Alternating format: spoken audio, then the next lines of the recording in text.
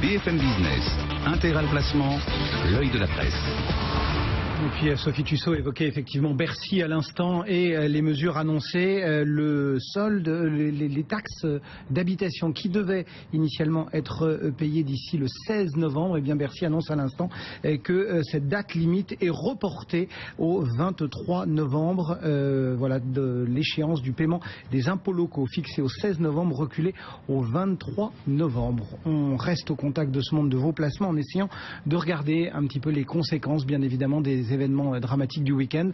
Christian Fontaine est avec nous. Bonjour Christian. Bonjour Cédric. Bonjour Guillaume. En ligne avec nous également depuis Net Investissement, Stéphane Van Nuffel. Bonjour Stéphane. Bonjour Cédric, bonjour Guillaume. Bonjour Christian. Comment est-ce qu'on peut adapter finalement ce monde de nos placements à ces nouvelles circonstances? Comment est-ce qu'on peut essayer finalement de mieux gérer, de mieux orienter, de mieux flécher notre épargne en ces périodes un petit peu délicates? Comment gérer ses finances personnelles en période de forte incertitude? C'est effectivement la question qui se pose sur le plan strictement des finances personnelles. Alors d'abord, première remarque, le temps des terroristes, le temps des politiques, voire même le temps des marchés financiers n'est pas celui du particulier qui cherche à bien gérer ses finances personnelles. Les politiques, les marchés financiers souvent prennent des décisions en fonction d'objectifs à très court terme.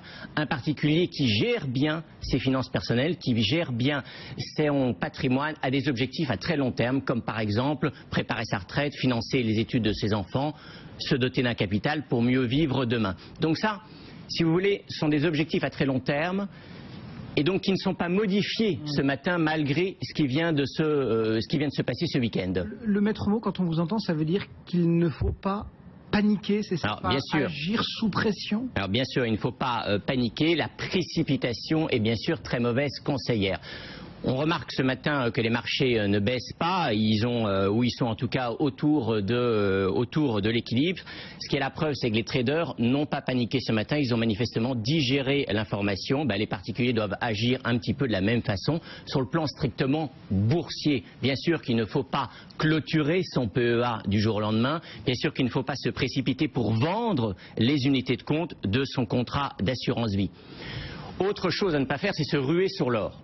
Vous savez que je suis... On a vu des mouvements sur le métal précieux. Bien sûr, on a vu des mouvements, mais regardez l'une des dernières crises boursières sévères que l'on a connues le 24 août dernier. Souvenez-vous, c'était un jour noir pour les bourses.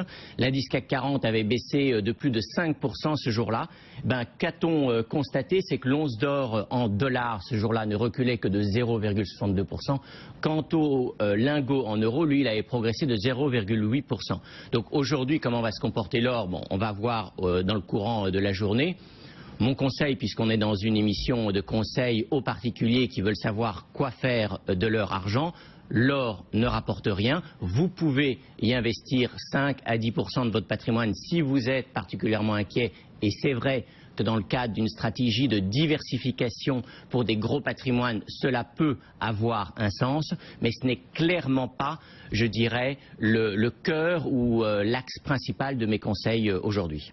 Ça veut dire qu'on revient bien sûr aux particuliers. Les grands repères qu'on peut avoir, voilà, on a évoqué le cas de l'or et puis du fait qu'il ne fallait pas paniquer, mais est-ce qu'il y a quelques points cardinaux que notre boussole, toute troublée qu'elle soit, ne doit pas perdre de vue?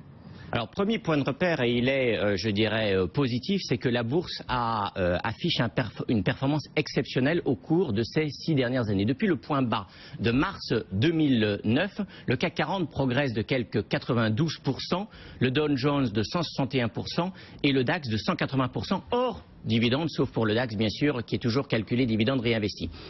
Cela veut dire quoi? Cela veut dire que les arbres, bien sûr, ne grimpent pas jusqu'au ciel et qu'aujourd'hui, attentat ou pas attentat, il ne faut pas hésiter à prendre une partie de ces gains sur les lignes que vous avez en plus-value. Depuis le début de l'année, aujourd'hui, ce matin, 16 novembre, le CAC 40 affiche une progression de quelques 12% depuis le début de l'année, hors dividende. Avec dividende, ça fait quelques 15%. Il ne faut pas hésiter à s'alléger.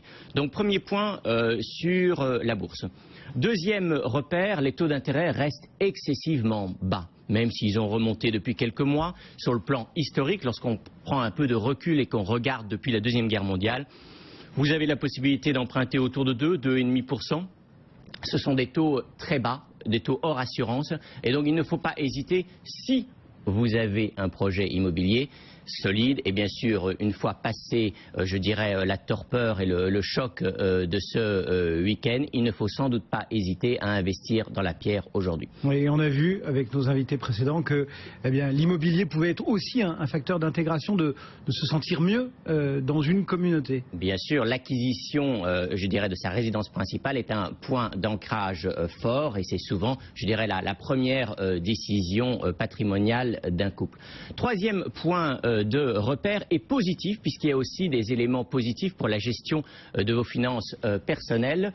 C'est l'assurance vie en euros n'a jamais déçu jusqu'ici. Vous savez, on a beaucoup entendu, j'en ai aussi parlé sur votre antenne, qu'il ne fallait pas hésiter à diversifier son contrat d'assurance vie et augmenter la part investie en unités de compte. Certes, je reste positif sur une unité de compte, mais il ne faut pas, je dirais, délaisser pour autant les fonds en euros, qui sont un placement garanti et qui rapportent aujourd'hui encore beaucoup plus que l'inflation. Donc voilà quelques repères que l'on peut vous donner à vos auditeurs. Quelques caps à suivre et surtout à continuer de suivre, hein, bien sûr, rester toujours serein dans la gestion de ses finances, quel que soit le scénario qu'on peut imaginer, géopolitique, etc., etc. Stéphane Van Nuffel, vous êtes également en ligne avec nous depuis netinvestissement.fr. Votre conseil, vous, aux particuliers qui nous écoutent et qui sont bien sûr choqués par ce qui s'est passé ce week-end? Alors, d'abord, beaucoup de choses ont été dites par Christian. J'adhère à certaines, d'autres, je vais revenir dessus une petite seconde. Mais d'abord, mon premier conseil qui va dans le sens de ce que disait Christian par rapport à la panique, c'est de garder la tête froide. Si vous me le permettez, je rappellerai juste qu'après ce qui s'est passé ce week-end, ce dont nous parlons, ce n'est que de l'argent. Donc ça veut dire qu'il faut relativiser quand même le principe de ces conversations, de se dire tout de suite, le premier réflexe n'est pas de se dire il vient de se passer quelque chose de grave, il faut que je pense à mon argent. Ça serait très cynique de penser comme ça. Pour autant, l'argent et la finance, l'immobilier, le patrimoine, a cet avantage, selon moi en tout cas, de ne pas avoir de visage, de couleur, de religion ou d'idéologie politique.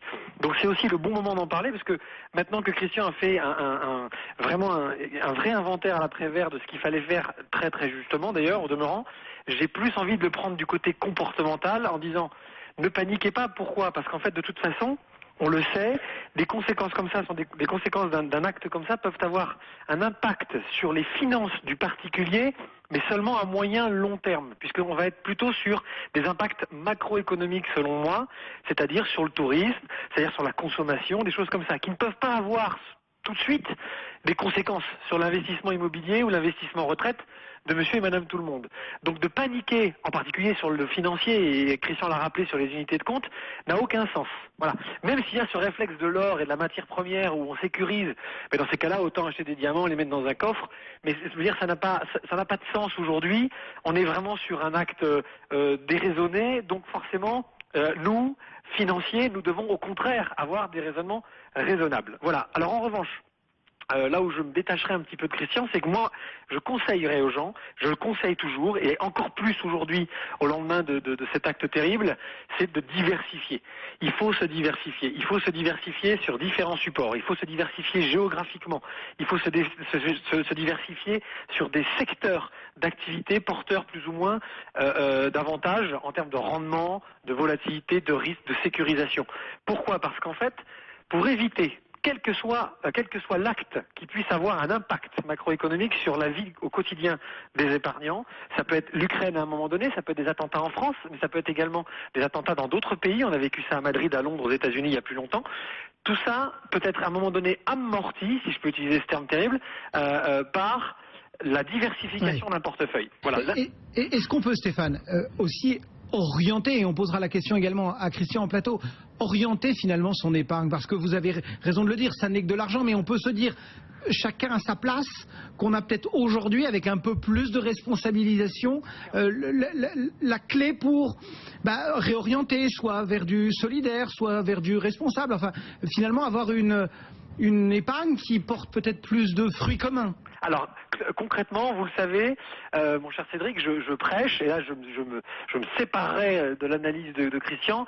Moi, je suis un anti-fonds euro, parce que d'abord, je suis convaincu que le fonds euro est terminé, donc que dans 2 ans, tout ça ne sera que de l'histoire ancienne, c'est une spécificité française, donc je suis pro-unité de compte. Pourquoi? Parce que l'unité de compte, c'est l'économie réelle, et je rejoins ce que vous venez de dire.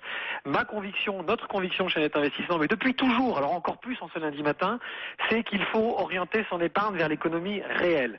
Alors là, bien sûr, on a tous envie de se dire que nous sommes pas responsables, mais on a envie de participer et de trouver dans ces moments assez sinistres des leviers plutôt optimistes. Parce que je suis un optimiste, vous le savez, j'ai envie de vous dire, utilisons des leviers et visons des investissements qui soient socialement responsables. Socialement responsables, ça veut dire quoi? Ça veut dire qu'ils servent la cohésion de la société. Et pour le coup, parce que je suis chauvin, de la société française. Vous voyez, ce matin, chez Net Investissement, on a mis nos petits drapeaux français devant l'entreprise. Bon, c'est idiot, on va mettre le site à la couleur de la France. Pourquoi? Ça ne veut pas dire investissez français. C'est pas ça que je veux dire. C'est que socialement responsable, ça veut dire aussi, sur une partie de son portefeuille, réfléchir, est-ce que mon argent est utile à l'intégration et à la cohésion sociale de la société française et européenne, peut-être dans un deuxième temps. Par exemple, aujourd'hui, vous avez des outils comme les nouvelles technologies. On va parler de crowdfunding, par exemple, mais comme n'importe quelle autre utilité, mais le crowdfunding est très très parlant. Ces outils de nouvelles technologies, cette économie numérique, n'a pas de visage, n'a pas de couleur, n'a pas de religion et n'a pas d'idéologie politique, comme je le redis.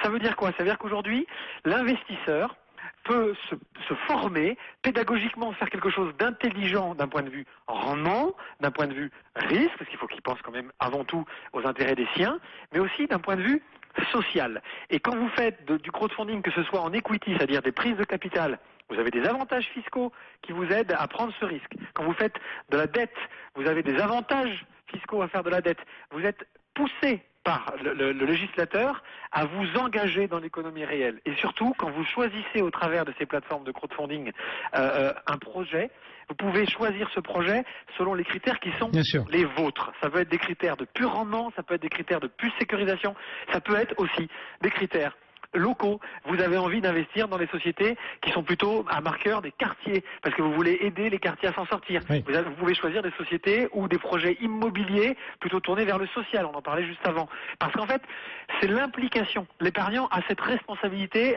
je mets entre guillemets le mot responsabilité bien entendu ce matin, mais l'épargnant a aussi cette responsabilité de se dire, est-ce que mon argent me sert, bien entendu, c'est pas moi qui vais dire le contraire, mais est-ce qu'elle sert aussi la collectivité? Parce que servir l'individu, c'est de toute façon servir la collectivité. Et il existe ces placements intelligents, en effet, qui sont à la fois rentables pour le particulier et utiles, vous le disiez, à la collectivité. Stéphane parlait à l'instant du crowdfunding, il y a plein d'autres possibilités encore pour ceux qui souhaitent rendre leur épargne utile à la communauté. Alors, vous avez bien sûr, et Stéphane en parlait, c'est tout la gamme des produits d'investissement solidaire. Donc là, très concrètement, c'est que vous, en tant qu'investisseur, vous acceptez le fait qu'une partie de vos intérêts va aller au financement d'associations à but humanitaire, notamment d'intégration des jeunes dans les quartiers. Et après, après des événements comme ceux qui se sont passés, il faut peut-être s'intéresser davantage à ces outils, l'ISR notamment, les labels ISR qui sont de plus en plus nombreux. Alors bien sûr, vous avez raison, donc on investit, il ne faut pas non plus le nier, on investit pour gagner de l'argent pour soi, mais on peut aussi investir pour être utile à la société. L'une des façons d'être utile à la société, et je suis d'accord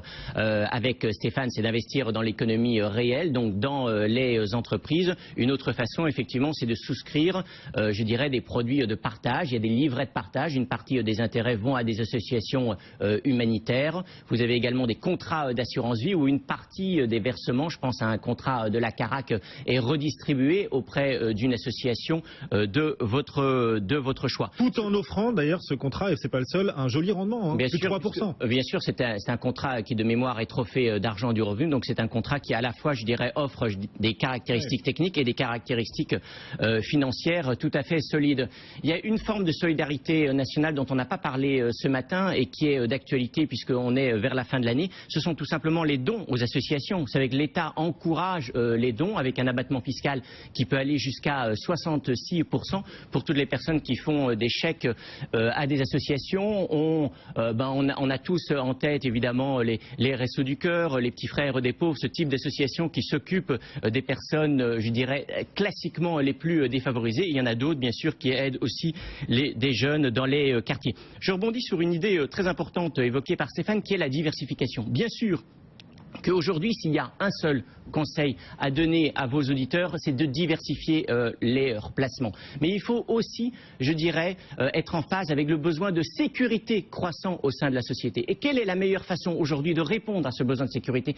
C'est justement de diversifier ces placements, d'avoir un petit peu d'actions, un petit peu d'obligations, un petit peu de produits monétaires, un petit peu d'immobilier. La mauvaise solution pour protéger son capital, ça consisterait à placer l'intégralité, je dirais, la maxime populaire, quoi, pas tous ses œufs dans le même panier. Pas tous ses œufs dans le même panier, bien sûr, et puis ne pas mettre tous ses œufs uniquement, par exemple, sur des livrets défiscalisés, pour une raison très simple, c'est qu'aujourd'hui, vu les taux, ils ne rapportent plus grand-chose. Une toute dernière question pour vous, Stéphane Van Nuffel, depuis netinvestissement.fr. Vous vouliez réagir aussi à cette nouvelle économie qui émerge, on pense à l'ubérisation. Est-ce que cette nouvelle économie qui émerge, cette économie plus techno, innovante, est-ce qu'elle est intégratrice, à votre avis, intégratrice pour les jeunes peu qualifiés, ou au contraire, est-ce qu'elle risque d'exclure encore davantage? Alors mon cher Guillaume, je vais être obligé de le faire. Vous savez aussi bien que moi que la France a tout pour réussir. Donc on a en France longtemps, et je n'en fais pas partie, je m'en félicite, utilisé le mot ubérisation comme si c'était un gros mot. Les gens en général saignent de la bouche quand ils disent ubérisation. Moi je pense que l'économie numérique aujourd'hui, la data économie, la M-économie, enfin toute cette modernisation n'est pas la panacée, c'est pas ça qui va sortir la France et l'économie mondiale d'un certain marasme. C'est juste qu'en fait, ça ouvre des perspectives. Voilà, pour répondre à votre question concrète. Donc moi je pense que tout ce qui est créateur de croissance, créateur de développement, créateur d'un espoir de croissance, d'un espoir de développement, que ça marche ou que ça marche pas, tout ce qui est entrepreneurialement parlant, porteur d'une envie et de toute façon bon pour l'intégration sociale de quelque population que ce soit. Ouais, donc que ce soit la France au sein de l'Europe, que ce soit l'Europe au sein du monde, que ce soit des communautés au sein d'un pays ou d'un autre, à partir du moment où on vous donne les possibilités de libérer vos envies, de libérer vos projets, ça de toute façon ça a de l'impact. Donc investir dans l'économie réelle, avant même l'associatif, etc., investir dans l'économie réelle est une responsabilité qui ne nous incombe pas, qui ne nous est pas obligatoire, mais c'est intelligent pour l'avenir de nos enfants. Ça veut dire qu'aujourd'hui, même si c'est pas forcément dans les PME, même si c'est dans des grandes entreprises, peu importe, que l'argent sorte de l'immobilisation dont elle a été mise particulièrement en France, sera de toute façon une bonne chose pour l'avenir. Donc l'ubérisation, oui. Un chauffeur Uber sera toujours mieux au volant de sa voiture à essayer de créer son propre chiffre d'affaires et son propre effort que de rester à rien faire chez lui, certainement. Merci beaucoup à tous les deux d'avoir répondu présent à l'appel d'Intégral Placement ce matin. Christian Fontaine pour le magazine Le Revenu et Stéphane Van Nuffel depuis netinvestissement.fr.